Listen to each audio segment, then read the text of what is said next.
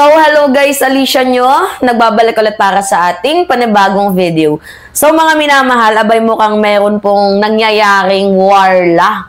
Merong nangyayaring giyera po dito nga sa mga DDS nang dahil nga po dito sa rumored girlfriend ni former President Rodrigo Duterte. So, ang ibang mga DDS, sinasabi na itong si ate mo girl na, girlfriend ni former President Duterte ay loyalista, attack dog ni Amy Marcos. Kumbaga sa madaling sabi, Trojan horse, pakawala at baka mabingwit daw itong mga DDS sa pakulo nito. Pero despite na merong mga isyong ganon, mga eksenang hanash na itong babaeng daw to ay matatawag na Trojan horse at attack dog ni Amy Marcos, abay naniniwala pa din si Baste Duterte na talagang DDS itong si ate mo girl at kumakampi dito nga po sa girlfriend ni former President Duterte despite na ang dami ng bangayan, even though na sumali na din itong si Kitty dito nga po sa issue. So ngayon, basahin natin tong balitang to. Yan mga minamahal. Baste, kumakampi sa rumored GF ni Digong sa gitna ng bangayan ng DDS. Diba? Alam nyo, ang gulo talaga ng mga DDS, no? Sila-sila lang din yung nagpapagulo, sila-sila lang din yung nagpapaingay, sila-sila lang din yung nagsisiraan. Kaya nga, tingnan nyo nung nawasak yung unit team, yung mga loyalista at mga kakamping, nagkampihan. Kasi parehas matitino mag-isip. Yung mga DDS lang, yung mga naiiba yung mundo, parang mga taga-ibang planeta. Kada na lang araw, may gulo. Kada na lang oras, mayroong away. Kada na lang minuto, mayroong issue. Ganon sila kalala. Ganon sila katindi. Kaya hindi matahitahimik yung kanilang mundo. At kahit na din itong si Sara Duterte, hindi na din matahitahimik. Dahil din sila mismo, nag-aaway-awayan. O, si Baste versus Go. Diba? Baste versus Bongo. Sara versus Bongo. Diba? Robin versus Bongo. Diba? Pansinin nyo, ang gugulo nila. Diba?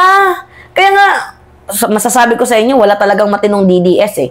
Meron dyan ang iilan pili. Kaya nga sabi ni Ka Tunying pasensya na pero hindi lahat ng mga DDS matitino. Yan yung sabi ni Tunying eh. Galit na naman yung mga DDS. Sinasabi na naman bayaran si Tunying, bayaran ni Lisa Tanaso. Diba? Ganun talaga sila. Alright.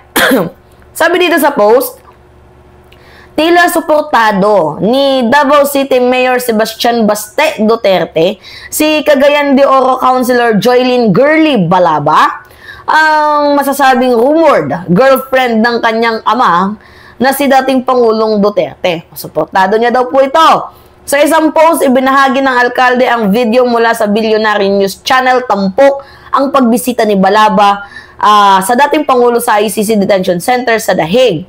So, ang sabi sa caption ni Baste, what I don't like are those who kept bubbling nonsense. So, sa madaling sabi, di ba, na-issue na girlfriend daw ni Digong, itong si Girly Balaba. Ang sabi ni Baste Duterte, yung pinakaayaw ko talaga sa lahat ay yung mga, di ba, yung mga chismosa, yung mga mimosang marites na nagchichika ng mga nonsense. Di ba? Although, pag mga ganitong chismis talaga, nonsense naman talaga to, mga minamahal. Pero pag may usok, merong apoy. Tila baga sobrang dami talagang nagmamahal dito kay former President Duterte. Lalo pat sa bibig din mismo ni Baste Duterte, nanggaling na kailangan mong lumabas dyan. Oo, kasi may nag-aantay pang mga bigaon sa'yo sa labas. Di ba nanggaling na din mismo sa bibig ni Baste Duterte? Kaya nga, kung i-connect natin yung mga dots, napagtanto ko na siguro kaya kinakampihan ni Baste itong girlfriend ni former President Duterte. Kasi nasabi niya before na, kailangan mo pang lumabas dyan, kailangan mong magpalakas kasi may mga nag-aantay pang mga bigaon sa gawas. Di ba? So, ibig sabihin niyan, meron pang mga nag-aantay na mga malalandi. Lalo pat sabi ni Digong noon, namimiss niya daw bukod sa pamilya niya, yung mga girlfriend niya din. Yan din yung sabi ni BP Sara noon, di ba? namimiss niya yung mga girlfriend niya. Oh, tanda na ng tao, di ba? Tanda na ng tao, may asim pa dito. Sana all, di ba? Umaasim. Sana all may asim pa. Despite na nakukulong, talagang may asim pa. By the way, mga minamahal, may nagsasabi oily daw yung mukha ko. Hindi po yan oily, guys. Ano yan? Tawag dito, meron po tayong skincare. Parang glass skin yung effect. Tawag dito, gumagamit kasi ako ng ganito, yan. May nagsasabi oily daw. Hindi oily yan. Glass skin yung atake ng ating ng ating face. Iba kasi yung oily, mamantika. Ito, ano lang siya, glass skin. Pero pag ginawa ka nyo, hindi siya mamantika. May mga nagko-comment, mga basher, oily daw yung mukha ko.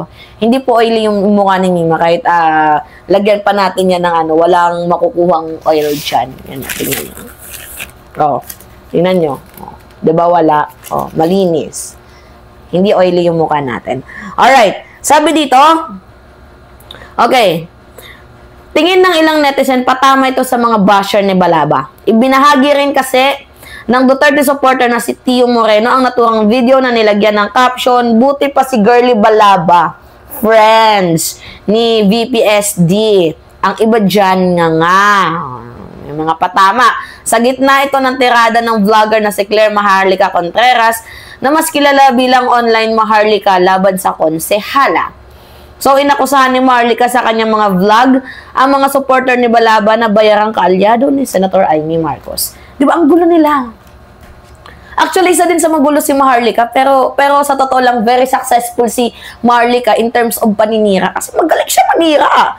Diba? Pansinin nyo, talagang ang angas. Lahat ng sinisiraan niya, viral, diba? Ganon kalakas si Maharlika pagdating sa mga paninirang issue. Tingnan nyo, si F. Elisa, nasiraan niya, na nangidnap daw. O itong si PBBM, bangag daw. Pero despite na successful siya sa bangag-bangag issue or adik-adik issue na yan, ay lumabas din ang katotohanan na mahilig lang talaga silang gumawa ng kwento. So ngayon, itong si Maharlika, I think parang naiinggit.